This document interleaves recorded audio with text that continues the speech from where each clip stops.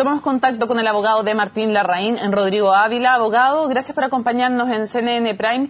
Y lo primero que quiero preguntarle es, la familia del hombre atropellado ha dicho que esto fue un escándalo, esta sentencia es escandalosa. ¿Qué responde usted? Mónica Diego, buenas tardes.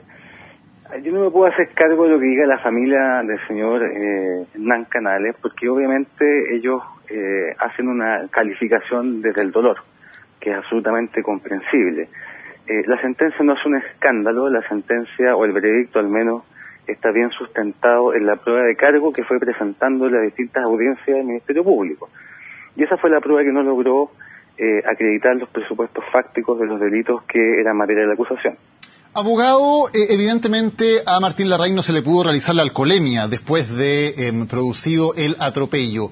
¿Él había bebido? ¿Cuánto y cuándo había bebido? Mira, si él había bebido, cuánto y cuándo es algo que va a quedar en el ámbito de las especulaciones, porque el Ministerio Público no logró acreditar con ningún medio de prueba esa circunstancia. Pero usted, como su abogado, me imagino que él le habrá dicho. ¿Usted no desmiente que él haya consumido alcohol? No. Él me dice que él no había consumido alcohol. Nunca, porque hay una declaración ante la Fiscalía publicada por Teclinic según la cual sí habría tomado ponche con durazno unas 12 horas antes del atropello, a las 7 de la tarde de ese día. Pero ese es el día anterior. A las 7 de la tarde, el atropello es a las 5 de la mañana. Exactamente. Perdón, ¿y cuánto ponche declara él en el proceso del juicio que había tomado? Él declara en su declaración escrita un vaso de ponche. Un vaso de ponche 12 horas antes y nada más, a pesar de que se encontraba en una fonda. Es que cuando él declara que se tomó el vaso de ponche no estaba en la fonda. Ah, pero después de eso fue a una fonda, ¿cierto? Después de eso fue una fonda, exacto. Y en la fonda dice que no tomó absolutamente nada. Y no solamente lo dijo él, muchos testigos que fueron a declarar como testigos de cargo de la Fiscalía declararon que en la fonda no habían tomado licor o alcohol. ¿Conocidos de él? No.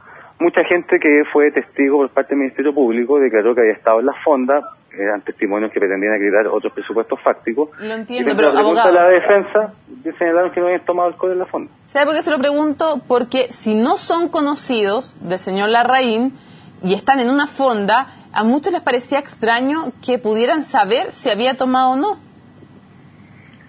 No. Me refiero a ellos. Ellos personalmente, es decir, no por el hecho de que una persona vaya a una fonda se puede establecer la conclusión de que necesariamente bebió alcohol, por cuanto mucha gente fue a la fonda y no bebió alcohol. Ellos, no respecto a Martín Larraín. ¿Es cierto que trasladaban un bidón de 6 litros con pisco, alcohol y hielo en el automóvil? Sí y no.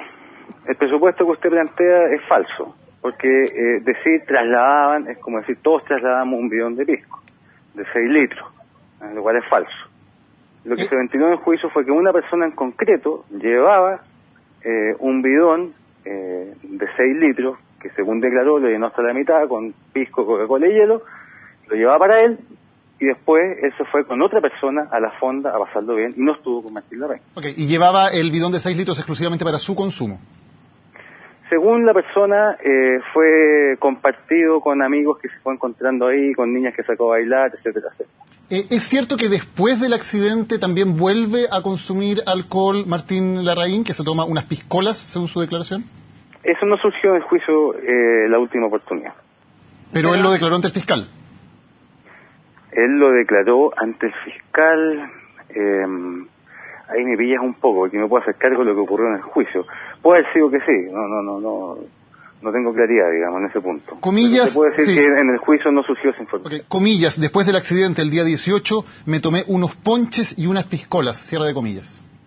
Puede haber sido que sí, pero esa información no salió en el juicio. ¿Y eso no era relevante como para determinar el estado de ánimo, el estado de responsabilidad finalmente de Martín Larraín por el atropello de una persona? ¿Cuánto está dispuesto a investigar cómo estaba esa persona, auxiliarla o no en el instante mismo, sino me refiero con posterioridad, saber de esa persona? Pero es que es una pregunta que tiene que hacer usted al Ministerio Público. Si a ver, si quien tiene que derrumbar la presunción de inocencia que le da el delito de participación del Ministerio Público, no la defensa. Usted comprenderá que yo hago una labor de defensa y no puedo estar yo aportando antecedentes que ayuden a la investigación del Ministerio Público. Eso sería absurdo. En segundo lugar, tampoco es posible sostener con un mínimo de racionalidad que una persona siendo condenada o siendo acusada y llevada a juicio por un hecho ocurrido un día concreto, yo tenga que juzgarla por sus actuaciones anteriores y posteriores. Eso sería una locura y un absurdo. Claro, pero ¿me considera usted que dice algo del ánimo de la persona también, cómo actúa previa y posteriormente? No, indudablemente que no dice nada. Es decir, que una persona haga algo un día, se ve involucrada al día siguiente en estos hechos lamentables y al día siguiente haga otra cosa, sacar conclusiones para derribar la presunción de inocencia, créame que no. A lo mejor el reproche social, moral, ético, el que usted quiera, puede hacerlo libremente. Señora Ávila, una pregunta del tipo, de la cronología de lo que pasó. ¿Cuándo específicamente sabe y tiene conciencia plena Martín Larraín de que el señor Canales había muerto? En la comisaría, en la cuarta comisaría de Cauquenes, el día 19, en horas de la tarde, aproximadamente 17 horas, una cosa así. Durante ese periodo de tiempo, abogado, ¿él hizo algo por saber qué había ocurrido, si la víctima del atropello estaba herida, había sobrevivido, había muerto? ¿Hizo algo por averiguar qué había ocurrido con ese atropello en que se había involucrado? Sí, llamaron a centros de asistencia en la zona, buscaron noticias. Desgraciadamente lo único que aparecía en las redes sociales, en noticias de internet, era otro accidente que había ocurrido en la misma localidad, pero correspondía a otras personas. ¿Quiénes llamaron? ¿Llamó él? Llamó él, no obstante que esa información por ser posterior no se aportó al juicio, y quienes llamaron segundos o minutos después de ocurrido los hechos fueron sus acompañantes, Sofía y Sebastián, y eso quedó acreditado en el veredicto el día de hoy. Abogado, cuando se produce el atropello, ¿por qué Martín Larraín se va del lugar sin que haya llegado asistencia y se deja a esta persona herida o muerta, abandonada en un camino rural a su suerte? La persona nunca quedó abandonada, eso es lo primero. Siempre se quedó Sebastián y Sofía al lado de ella. En segundo lugar, la asistencia de esta persona nunca llegó. Nunca llegó por una confusión, toda vez que los accidentes ocurrieron en salidas opuestas de la localidad de Curanipe. De manera tal que cuando se salía o se llamaba pidiendo asistencia por un accidente ocurrido en la salida de Curanipe, Carabineros y la ambulancia pensaban que se trataba del accidente ocurrido en la otra salida de Curanipe y ya estaban ahí. La asistencia nunca llegó, tuvo que ir Sofía y Sebastián a la comisaría para que concurriera personal de Carabineros al lugar. Señor Ávila, ¿por qué no se quedó en ese lugar el señor Larraín? Martín Larraín, ¿por qué no se queda en ese lugar? Sí iba manejando y por tanto él fue el que atropelló al señor Canales. ¿Por qué no se queda él? Por distintas circunstancias. Él ha manifestado que entró con temor, entró en shock, que no pudo, se puso muy nervioso ante la situación, no sabía cómo reaccionar y obró de esa forma, digamos. ¿Cuánto tiempo le duró el shock? Porque él luego es detenido en un control carretero de Carabineros, más de 24 horas después. Lo ignoro, eso lo tendría que establecer un psicólogo. Yo no soy psicólogo, soy abogado. Pero nunca hubo de él ninguna intención durante todo ese periodo de tiempo, 37 horas entiendo, entre que se produce el atropello, él deja el lugar y luego es detenido por Carabineros en un control. Durante todo ese tiempo, él nunca tuvo la intención de entregarse a la justicia. Bueno, hay distintas versiones. Algunos dicen que de sus amigos que fue a Cauquenes con la intención de entregarse. Carabineros dice que dio una versión que no se correspondía con los hechos y por eso lo trasladan a la comisaría. Ahí surgen distintos puntos de vista. Señor Ávila, el haberle entregado, como denominó Carlos Larraín, ayuda humanitaria, pero en concreto dinero, porque después en CNN Chile nos reconoció que era dinero. El haber entregado dinero a la viuda, quien termina retirándose como parte querellante y por lo tanto rebajándose la pena por la cual se podía condenar finalmente a su cliente, ¿no fue tratar de comprar una sentencia? No, pero para nada, eso es un absurdo. Es decir, ¿cómo se puede pretender sostener que se quiere comprar una sentencia? O sea, el grado máximo, a eso me refiero.